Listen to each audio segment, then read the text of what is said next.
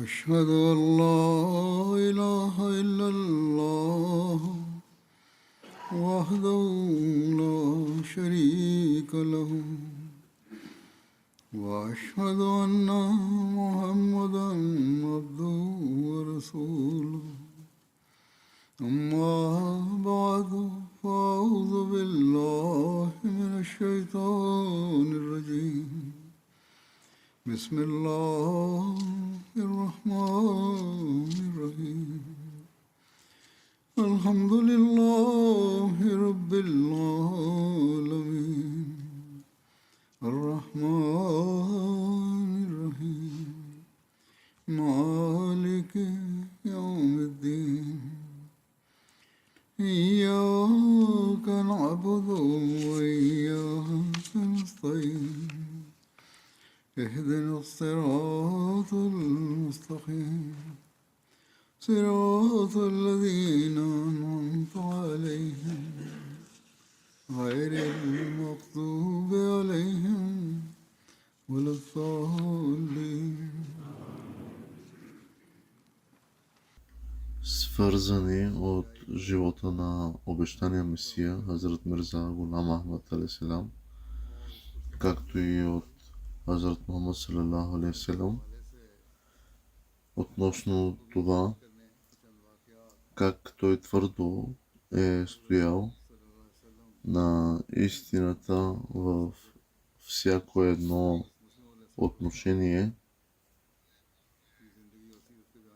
и как е използвал истината дори за да предизвика противниците си.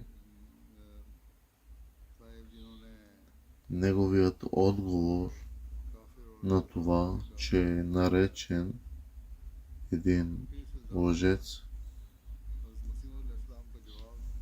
един от най-големите противници на обещания Месия алейхиссалам е Молви Мухаммад Хусейн Баталви, който е обявил обещания Месия алейхиссалам за неверник и лъжец, както и днес е в състоянието на ходжите, на проповедниците относно срещу Ахмадия. Обещания Месия алейхиссалам му отговорил по такъв начин, че ако човек трябва да бъде справедлив, никога не би могъл да сметне обещания Месия алейхиссалам за неискрен. Веднъж Баталви е написал писмо до обещания Месия алейхиссалам, в което обявил обещания Месия алейхиссалам за противник на ислама, неверник и лъжец. В отговор на това обещание Месия алейхиссалам е казал: ако хвърлите поглед върху живота ми с нагласата на търсач на истината, ще намерите убедителни доказателства, че Всемогъщия Бог винаги ме е пазил от мърсотията на лъжата до степен, че понякога в британските съдилища животът и честта ми бяха подложени на такъв опасен риск. Никой адвокат не ми даваше друг съвет, освен лъжата, но Аллах ми даде напътствие и способността да пренебрегна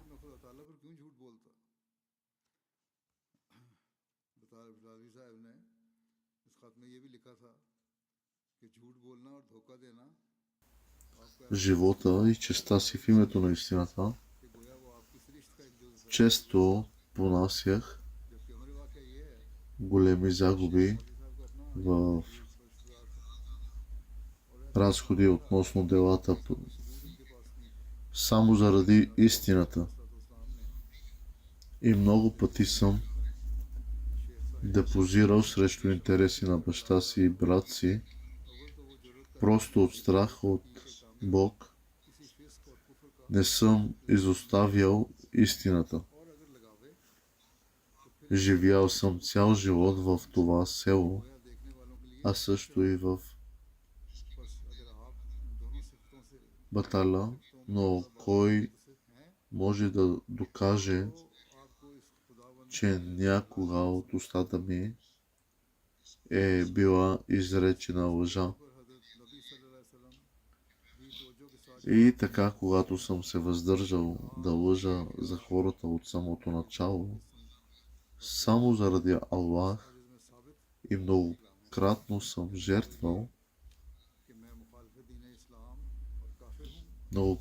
жертвал живота и имуществото си в името на истината, тогава защо бих лъгал относно всемогъщия Бог?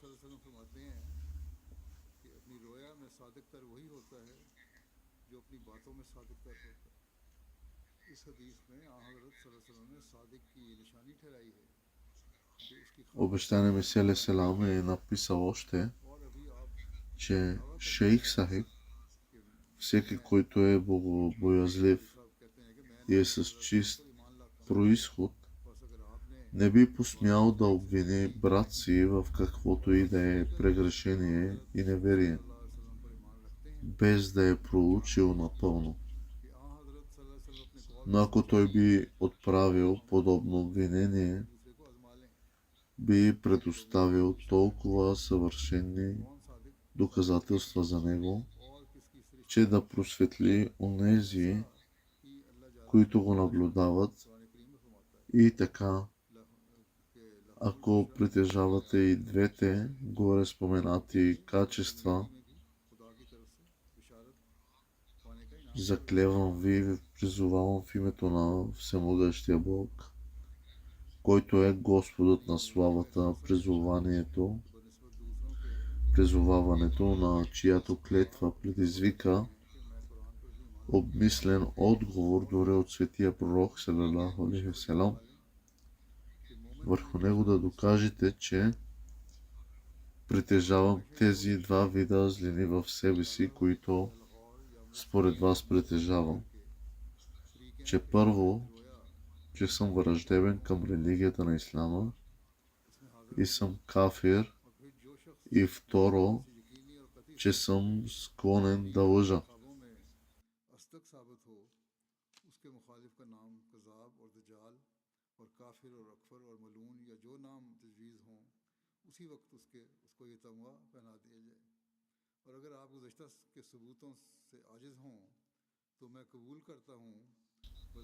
Светия пророк салалаху алейхи васелам е казал: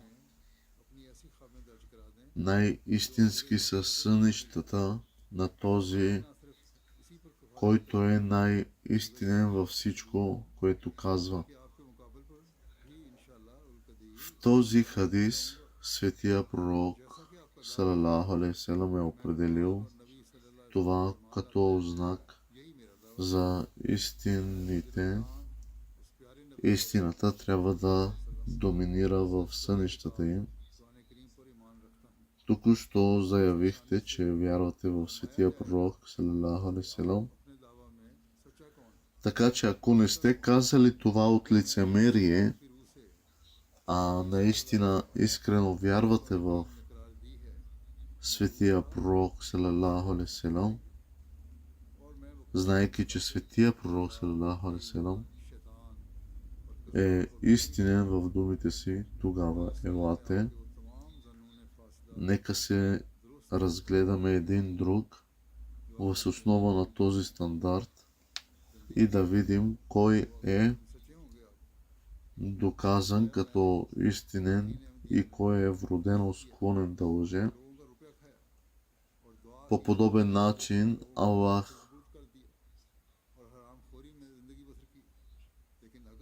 казва в свещения Коран: За тях има блага вест в земния живот. Обещания Месия Алейхиссалам е казал, че много сте ме натъжили и Алхамдулилlah с помощта на Аллах съм показал голяма търпимост и търпение.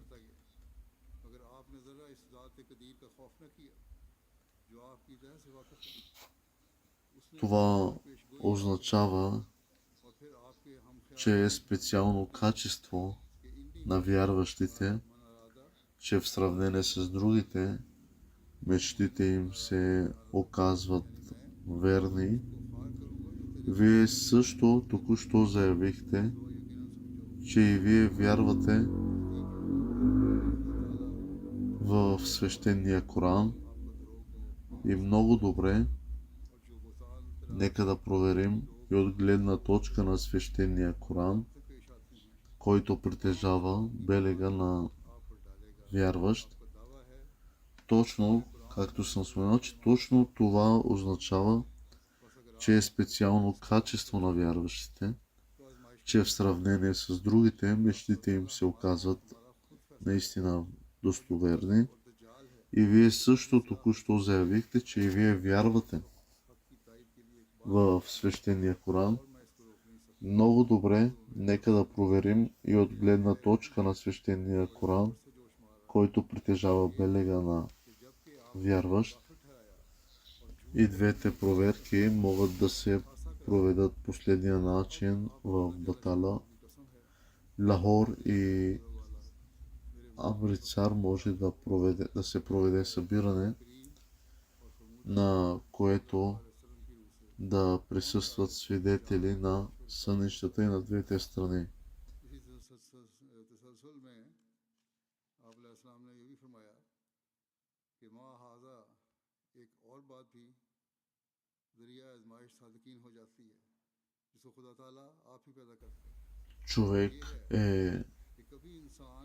По някой път човек се полага на изпитание от Аллах, да се провери дали наистина ще запази своята искреност, истинност и почтеността си, дали ще продължи. Такива примери и възможности са се били доказвали няколко пъти. Той е бил изпитван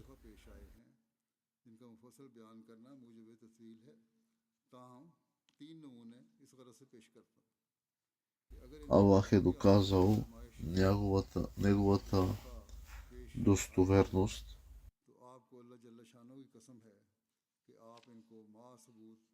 Нито е лъгал, нито някога в своето обявление, че е изпратен и е избран от Бог, не е излъгал.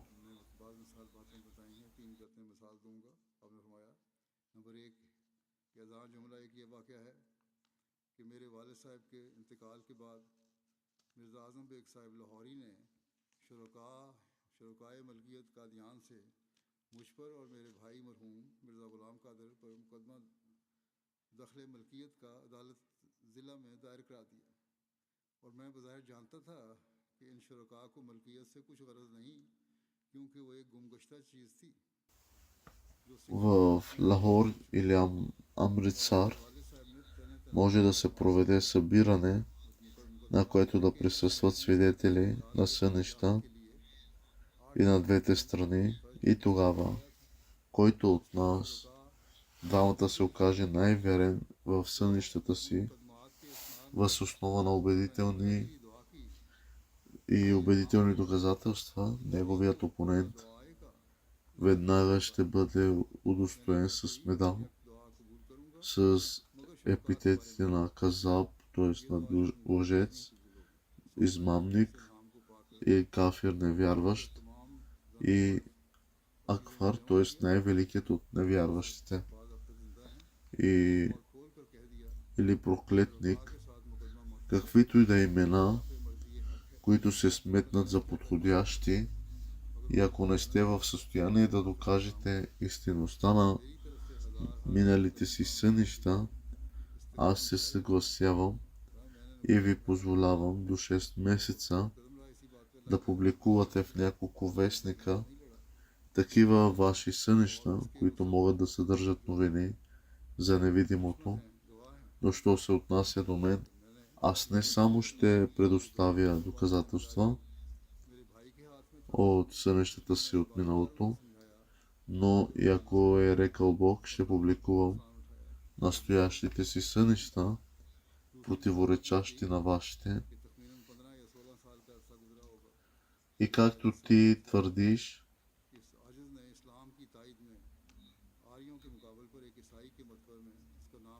че вярваш в Корана и Хазрат Мухаммад саллалаху алейхи ва салям, така и аз вярвам с цялото си сърце и душа в този обичан пророк саллалаху алейхи ва салям и тази обичана книга, свещения Коран. Следователно тези тестове ще определят кой е истинен и кой е лъжлив в твърдението си, и в случай, че загубя според теста, определен от пророка салалаху алейхи ва салям и свещения Коран, ти ще бъдеш истинният, а според теб ще бъда смятан за невярващ или измамник, неверник.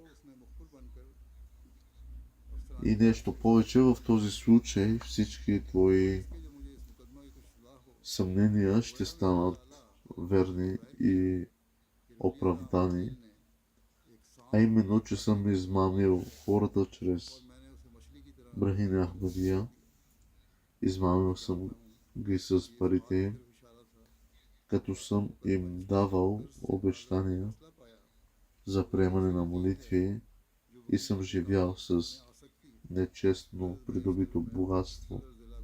Ако обаче щедростта на Всемогъщия Бог, която съпътства вярващите и истински праведните, потвърди моята истинност, тогава ми кажи сам дали всички тези епитети биха се отнасяли за твоя претенционален свещенически статус, или все още ще има начин да се спасиш. Ти ми причини голяма болка и състрадание. Аз продължих да проявявам търпение, но ти не поиска нито йота страх от и не показа нито йота страх от Бог, което е наясно със самата ти същност. Той ме информира, че чрез пророчество относно теб и тези от твоята склонност на ума, което следва с думите ще унижа онзи, който възнамерява да унижи теб.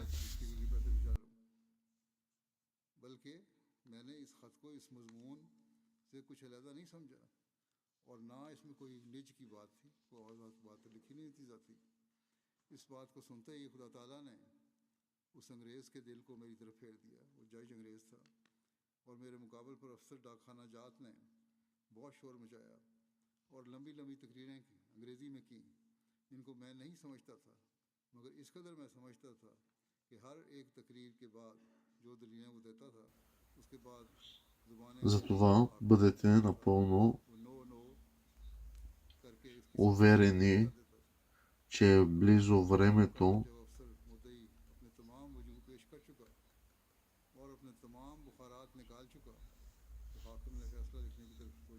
когато Бог ще докаже че сте излагали, отправяйки всички тези обвинения, той ще ви изпрати всички унизителни наказания, с които клеветниците и лъжците се сблъскват чрез позор и срам.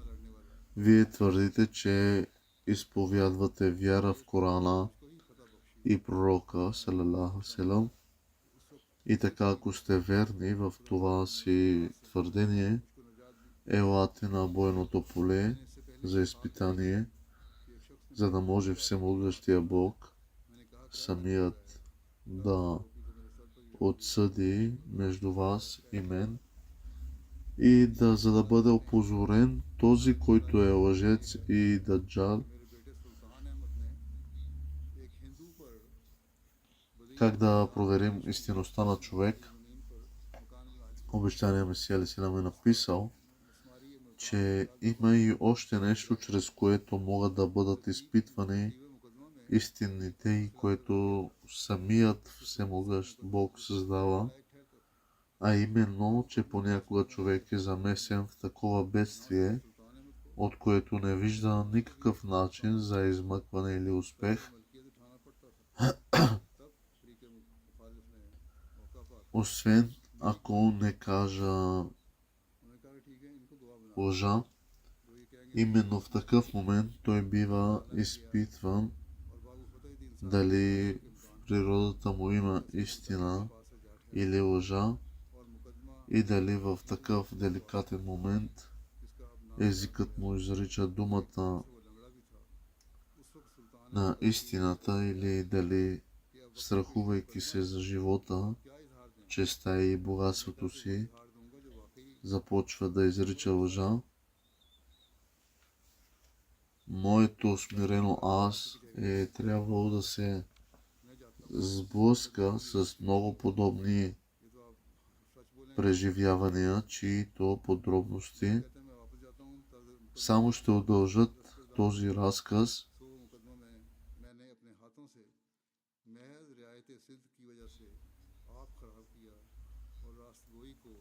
И в такъв момент, въпреки това, ще разкажа 3 такива примера и го правя със следната цел. Ако някога сте имали подобни случаи, които да изпитат любовта ви към истината, с настоящето ви, заклинам в името на Аллах и да ги публикувате заедно с доказателствата им, за да се разбере, че не правите празно твърдение и че дори в един захват на изпитания и трудности не сте нарушили истината.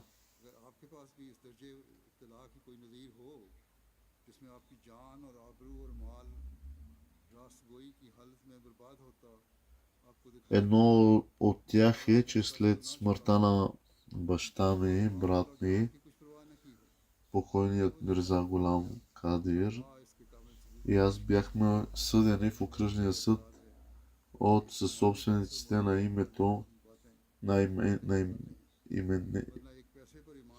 имението Кадиан по искане на Мирза Азамбейк от Лахор за собственост върху имота.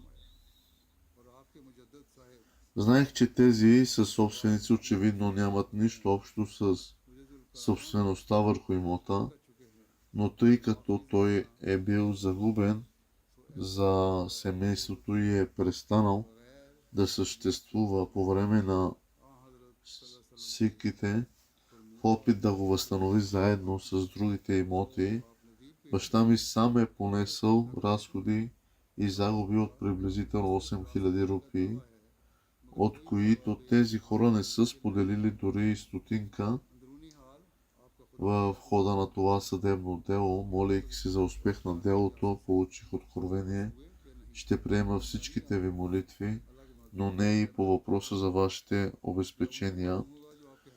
След това разкритие поканих брат си, заедно с всички мъже и жени от семейството, някои от тях, които са все още живи, да се съберем на едно място и ясно им обясних да не защитават иска на съсобствениците, тъй като това е против Божията воля, но те не приеха предупреждението ми. В крайна сметка не успяха, що се отнася до мен. Понесох загубата на 1000 рупии смело и всички, които сега са мои врагове, са свидетели на това.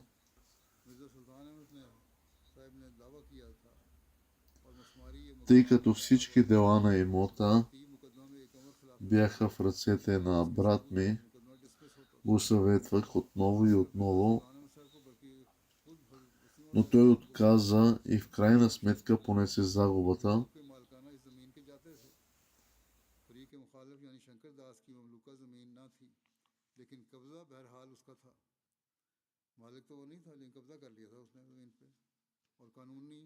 Друг такъв инцидент се случи както следва преди около 15 или 16 години, или може би малко повече. Моето смирено аз изпрати статия за печат в една печатница, собственост на християнин на име Рали Арам, който също беше адвокат и живееше в Амрицар. Той беше и собственик и редактор на вестник. Тази статия беше в подкрепа на ислама и беше отговор на арийците. Статията беше изпратена в пощенски пакет, отворен от двете страни, и аз също поставих писмо в пакета заедно с статията.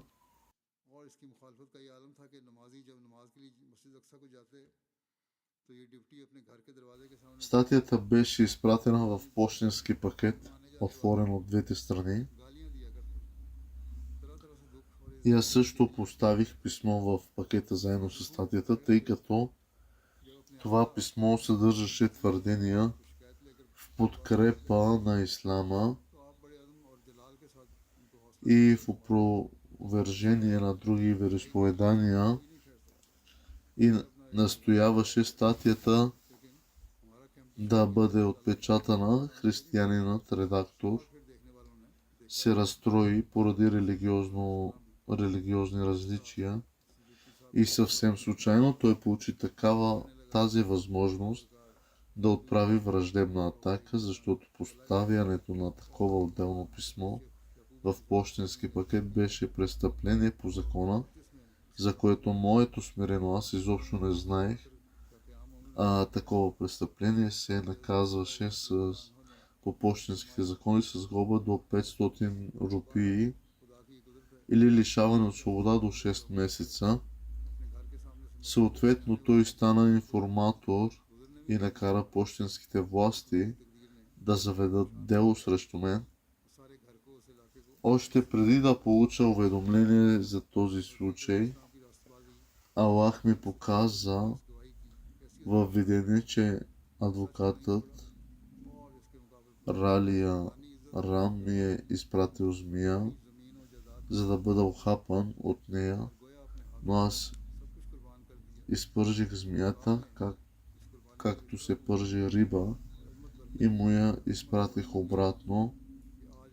Знам, че това беше индикация, че решението по този случай, поради начина, по който се е взело, може да създаде прецедент, който би се оказал полезен за адвокатите. В такива случаи накратко бях призован в щаба на област Гурдаспур за това престъпление.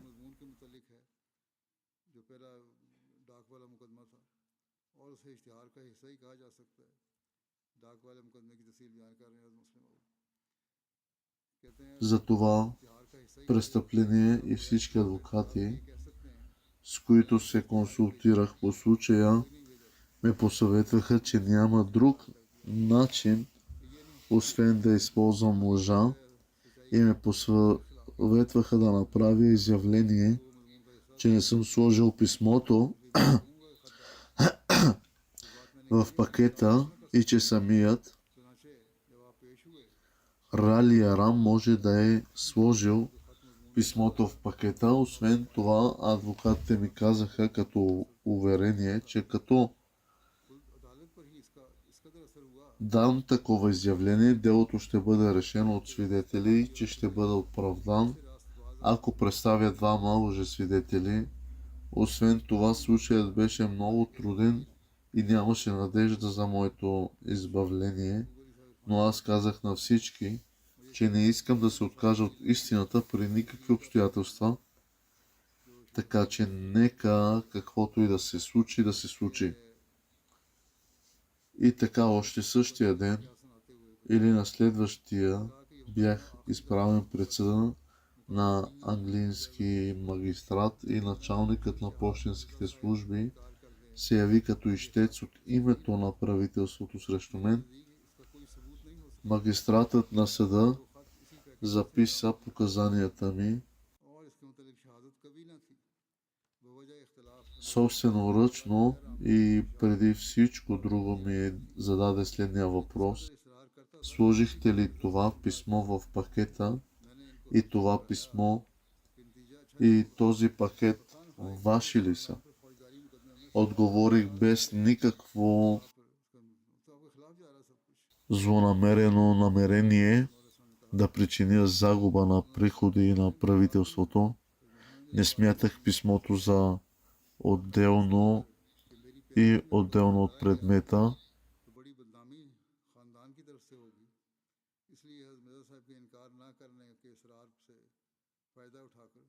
Приложен в пакета, нито писмото съдържаше лични неща.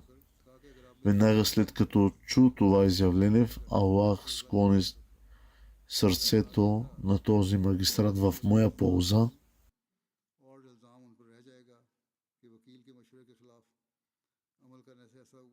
Моят опонент, началникът на пощенските станции, вдигна голям шум и направи много дълги изявления на английски, които не можех да разбера, освен че всеки път, когато началникът повдигаше въпрос, магистратът го отхвърляше, казвайки не, така най-накрая, когато началникът ищец приключи с изказването си и излее гнева си, магистратът написа заповедта си в няколко реда и ми каза: можете да се тръгнете. След като чух това, излязох от съдебната зала дълбоко благодарен на моя истински Бог, който ми беше дал победа дори в противопоставяне на европейски служител. И знам много добре, че всемогъщият Бог ме избави по това време от това нещастие, защото се придържах към истината и преди това в този случай също бях сънувал, че един мъж е протегнал ръка, за да ми вземе шапката, след което аз казах: какво правиш? След това той остави шапката на главата ми и каза: всичко е наред, всичко е наред.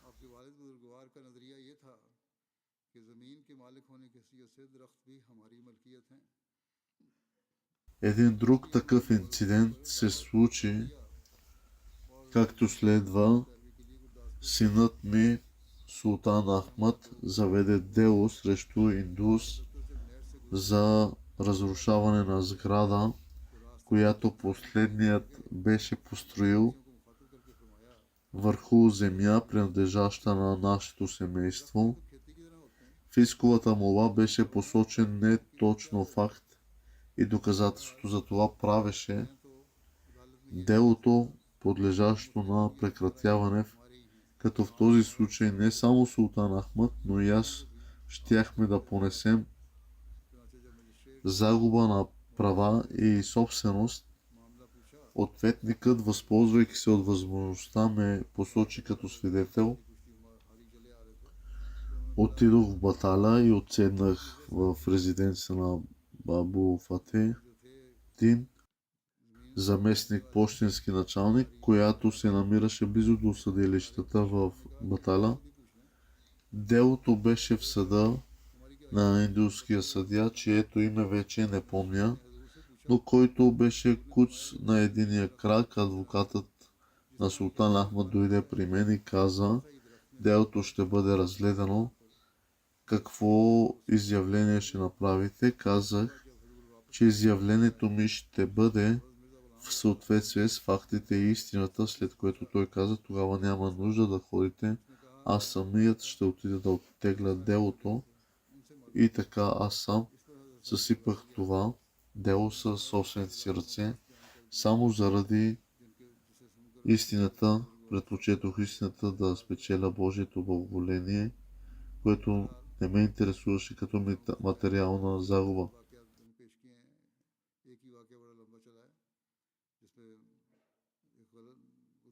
Аз се моля и нека Аллах ни даде приоритет на истината, никога да не отстъпваме пред лъжата.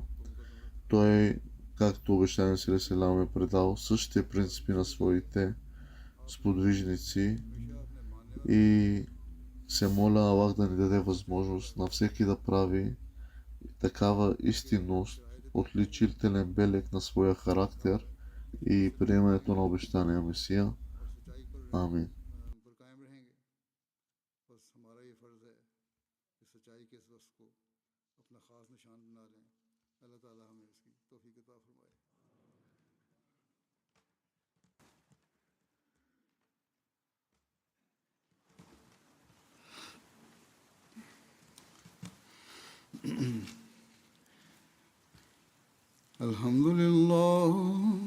الحمد لله نحمده ونستعينه ونستغفره ونؤمن به ونتوكل عليه ونعوذ بالله من شرور أنفسنا ومن سيئات أعمالنا من يهده الله فلا مضل له ومن يضلل فلا هادي له ونشهد أن لا إله إلا الله ونشهد أن محمدا عبده ورسوله عباد الله رحمكم الله إن الله يأمر بالعدل والإحسان وإيتاء ذي القربى وينهى عن الفحشاء والمنكر والبغي يعظكم لعلكم تذكرون اذكروا الله يذكركم وادعوه يستجب لكم ولذكر الله أكبر